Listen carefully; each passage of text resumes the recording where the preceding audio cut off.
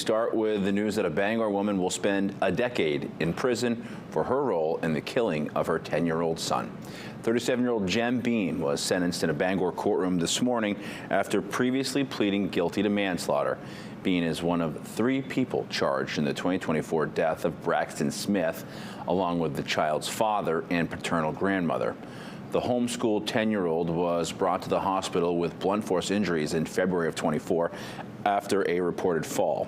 His condition revealed years of brutal abuse. Prosecutors said today Braxton was emaciated and battered. The investigation showed Bean didn't participate in directly causing Braxton's injuries, but she did fail to protect him. Bean spoke in court today, apologizing to Braxton and his surviving younger sister through tears. Bean was also sentenced to 6 years probation and $375 restitution, her share of Braxton's funeral. That's according to prosecutors. She cannot have contact with her biological daughter, who has been adopted into another family. Braxton's dad, Joshua Smith, pled guilty to murder earlier this month. Joshua Smith's mother, Misty LaTourette, is expected to be sentenced this afternoon when the hearing resumes.